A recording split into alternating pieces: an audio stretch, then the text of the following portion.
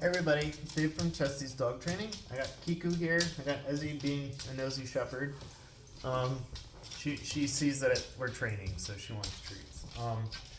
So I'm going to show you guys how to do place, but I'm going to use a blanket because my camera sucks and the cot is ginormous. So, you know, and plus I'm working with a littler dog, so you can see like where she's at. So, like I said, place is anywhere that you designate for the dog to go, so that way they can go into a sit, into a down, they can have toys there. You know, whatever you want place to be, you have to make it a safe spot. That means absolutely no one should be coming up to your dog and touching them, okay? You can introduce that later if you choose, but you kind of have to if you're working with nervous dogs, all right, you're gonna want to make sure that that spot is safe, okay? The only person that should be touching your dog is you, okay? I know it sucks. People like to have, good. This is called shaping. So she inevitably did what I wanted her to do. So we're working from scratch with the blanket. So pretty much how place works, if you use it with like a cot or a dog bed, you're using an elevated surface, or in this case, I'm using a different texture. All right, there's a texture difference between the hardwood floor, or this whatever fake floor is, and this blanket. Good. I'm just going to reward her for every time she's here. This is called shaping. All right, this is when the dog offers a command that it doesn't really know or has been rewarded for before, and you're marking that behavior with good. So you're marking that moment in time with good, and you're offering a reward afterwards. This can be treats, pets, whatever you want to do. If you don't have a food motivated dog, I can teach you how, but people don't like doing it because they go on google.com and then they start getting scared with all the crazy fucking shit people have on the internet. Like, there was one that was brought to my attention with my last client that there's a condition to where if your dog has an empty stomach and it will throw up eventually. It was like, in less than 24 hours? I don't think that's accurate. So be careful what you read, and I guarantee you it is impossible to starve a dog. So don't let that discourage you from using food motivation, all right? Besides the fact that you have a resource and you should be using it to your advantage, because dogs respond to food. Regardless of the breed, temperament, or whatever it is, you can get any dog to be food motivated. All right, so I got a regular leash.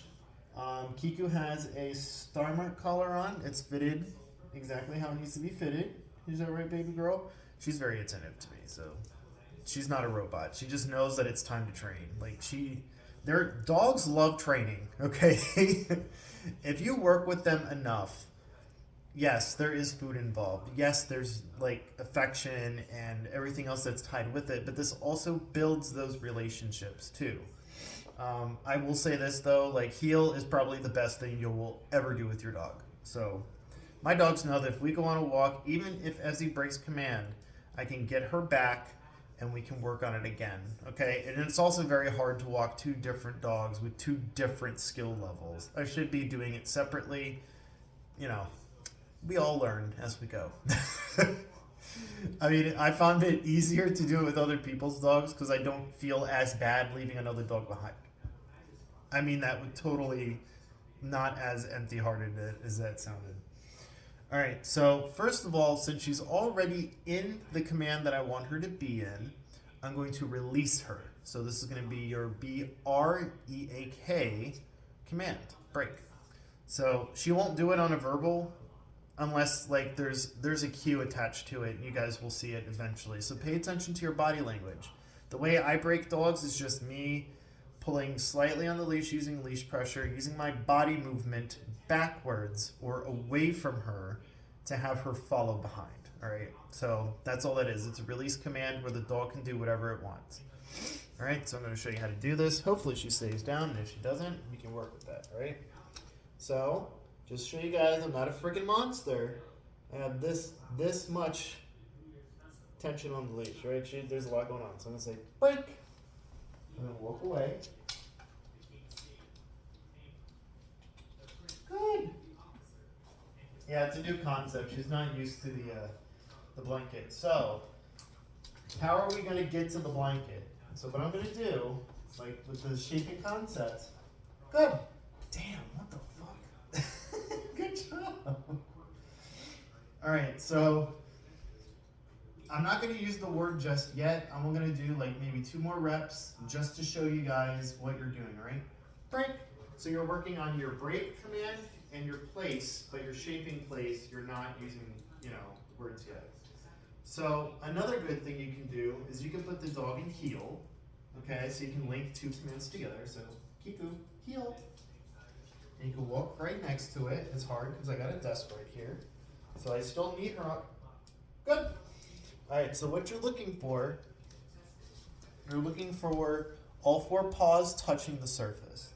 She obviously understands the concept because she's very, baby girl. I'm telling you, rat terriers, my favorite fucking dogs on the planet. Like, I love them. Yeah, this is my little boy. Yeah. See, now Ezzy wants to try. She gets butthurt when she can't participate.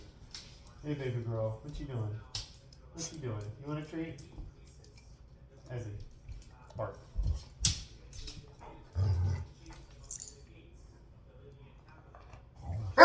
There's good. Alright, sorry, that was a little distracting. Alright, so now Ezzy's probably going to be engaged in getting in the way. So this is good. So I'm going to do 1 more without the command word. I'm going to do 1 more without the command, the word, and then we'll do it again. Alright, break. Alright, so now I'm just going to walk casually. I'm not doing anything different. Good. Alright.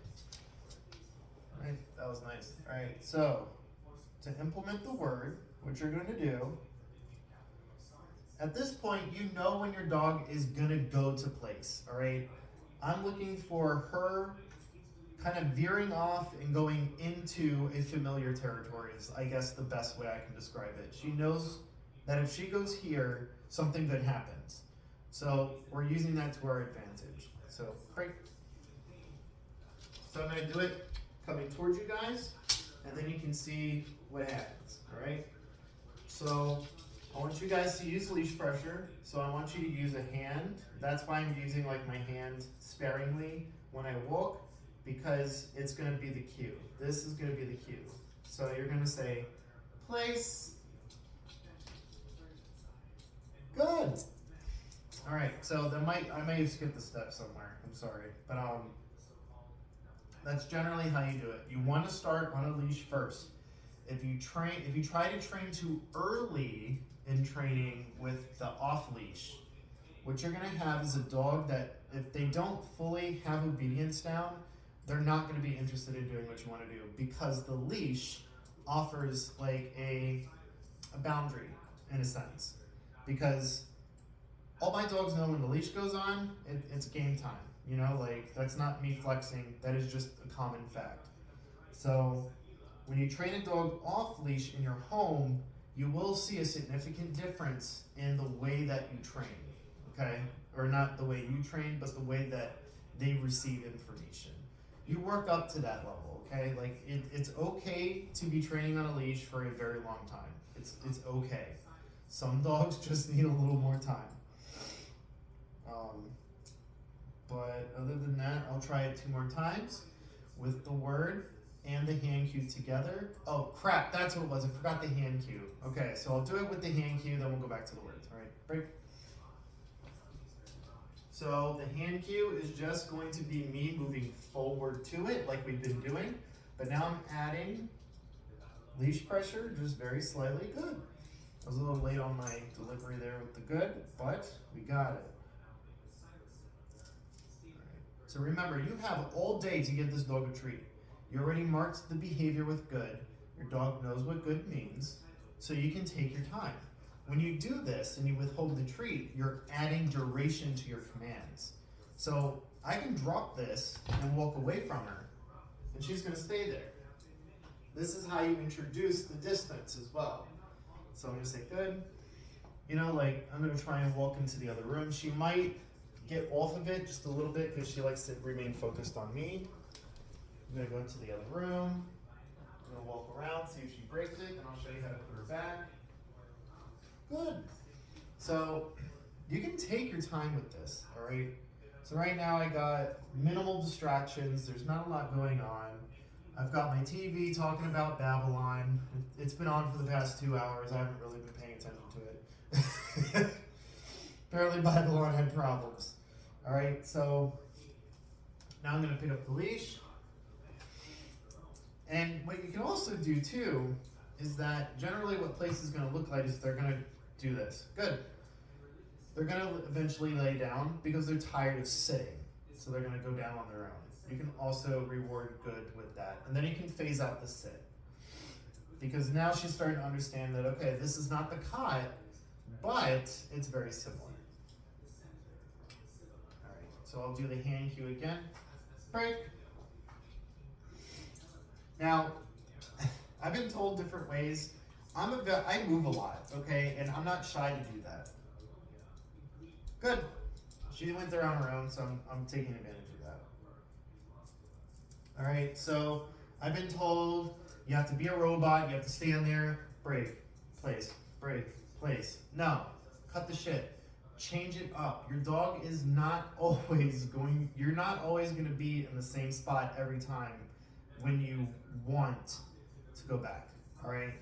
Make it challenging for your dog, all right? I even suggest even doing it earlier because it makes your dog more mentally flexible.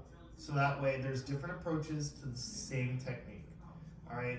I've never been good about standing on place. I'm a nervous fucking wreck. I like to pace. I do a lot of stuff, you know, so that's just how I am. Everyone trains differently. I don't discourage anyone else's technique. It's just this is me because I'm a little bit more normal than everybody else and a little more or less formal. If any of you know me better by now. All right, break. So I'm gonna do the hand cue. I'm actually gonna walk past it this way and then I'll come back around so you can see our tail ends. Not that that's what anybody wants to see. Good. It's actually, if you can do this on a blanket, you can do this on a carpet, a chair, like, I'm telling you, place is the most flexible command. You notice I'm taking my time, taking the treats apart. All right, so now I'll do the word 2 more times because I promised I'd do that. Break. All right, we'll actually walk further out. And my dog is also following me too. She's a good follower, so. All right. Place. Good. Nice. All right. We'll do it one more time. Break. And I'll probably move the blanket to a different location so that way I can show you that this is completely customizable. All right. There we go. We'll do this. All right. Now, if you want to stand stagnant, that's fine. For this, I will actually do that. All right, place. Now it was I combined it. Good. All right. So that's what place is supposed to look like. And in the down, it's supposed to be a down. Laying down, your dog's comfy. You can do whatever. And it's so funny because all of my training dogs, like if I'm at the computer typing notes or doing something silly on the computer, every single one of my dogs would rather sit right next to my computer chair. So like what I do is I end up taking the cot and I put it right next to my chair. You guys can do that too. You can put your dog in a place next to you. Place is so flexible, okay? If you have a windowsill, like I know Loretta loves her fucking windowsill. She loves being there. That can be placed too. It is a higher elevation in her case. So she knows that her muscles have to adjust to get up onto this thing. So you can use that as place. You can use your crates as place. You can use the word place, or you can say kennel. Whatever you choose, I like to kind of differentiate between the two, but I guess it just doesn't really matter, honestly. That's actually preference for you guys. I don't say any of those words, I just say kennel, because it's what I'm doing, you know, but you can say place. Now to introduce distractions, I can start by knocking on a wall just to kind of show you. I'm gonna try and get her to break so that way you can see how this works. Like it should almost be like a fluid, momentous kind of thing. So I'm gonna knock on my TV stand. Give it a second. Good. Because I'm giving her an opportunity to make a choice. Because she chose not to go anywhere, you're rewarding her for the distraction. I do it afterwards, but everyone's different. All right? Because the event already happened. So you're looking for the behavior after this distraction. So like, if she breaks place, guess what you're gonna do? You're gonna be like, place. You're gonna bring them back. But the kicker is, you're not gonna reward them for breaking command. You're just gonna reinforce the command again. Then later, you can break them from place, say place again, bring them back, and then you can reward afterwards. This is an awesome command. All right, this helps you with just about anything. If you have a nervous dog, this gives them somewhere to go, somewhere safe that nobody can touch them. I highly recommend when you put a dog in place, unless you are the person that put them there, don't touch the fucking dog. All right. If you have company that comes over and they're like, "Oh, I'm gonna touch your dog," and you'd be like, "No, the fuck you are. Get the fuck away from my dog." You know, and then just explain to them that my dog is training. There's stuff that we need to do. My dog gets excited and it pees on the floor, or my dog gets way too hyper and wants to jump on you. I mean, granted, you can bonk the dog for the jumping and then put them in place. You can do that. That's what's awesome about this command. And that is pretty much it. I talked a little bit longer than I thought I would, honestly. But that's it. If you guys have questions, just reach out. I love showing people how to do this. Sometimes I feel like when I do go over some people's houses, you know, they just don't have the time. They just want to receive their dog and like go about their day. That's fine. I do understand that. That's why I'm trying to do more content for you guys, so that way, if you guys do need the visual, you kind of have it. I think that's it. What am I gonna say? It's the new year, so like some new stuff that we're doing. I'll have e-collar classes coming soon. I'm currently in training for that, so that's a lot of fun. She fucking loves it. I'm just telling you. Whoever tells you e-collars are evil, they need to be put down. I'm sorry. Like they're narrow-minded people that don't understand how behavior works, and that's why my clients have the intellectual edge, because you guys know stuff, and even if people disagree with you, you have literally the knowledge of knowing that, hey, this person's an idiot, but it's okay, I forgive them, because you already told them how to handle a problem. They may not receive it, but guarantee you, when you're pushed into a corner, you're going to utilize training. That's how Marine Corps training works. You know, we have reliable training at a basic level to where we can rely on it when we need it. That's why you see, like, if you ever see, like, for example, if you see, like, combat videos of us over in Iraq or doing all kinds of crazy shit, you will see Marines doing the same shit we were doing in boot camp. I'm up, they see me, I'm down, which is, crap, there he is, I'm on the ground, downrange. You know, that's the kind of shit we're talking about. But I want to say thank you to everybody for supporting me through these past couple of years. It's been rough with having a new business, trying to figure out what works for everybody. I'm just trying to make dog training accessible for people. Like, it shouldn't matter what walk of life you come from. You shouldn't be spending like $1 bajillion on it. Yes, I can lose clients that way. Yes, I can lose the quality of clients that way, but the way that I look at it is that, you know, dog training is not just for wealthy people. Like, there are people that just can't afford training, but they know they need it. So that's why I'm offering now. I have the pay by the day, so that's like $65, but your dog gets to chill out for the whole day. That time is blocked for you and possibly another dog. Hopefully I get busy, so that way I can actually start like doing more socialization with dogs that dogs don't know each other. That's really good practice. If you guys need home visits where, say your mom has a dog who's a complete asshole, but your dog's like a hyperactive asshole, you can combine them together, and then, you know, I can show you how to manage and or discipline certain behaviors that you should be looking for. Honestly, if a dog growls at another dog, I don't care regardless. That dog is meeting the towel, okay? Like, I don't let dogs make choices because eventually it could lead to other things that are a lot more dangerous. So, as again, see you guys. Have a great day. Hopefully, I'll have a video tomorrow with the new dog. All right, bye.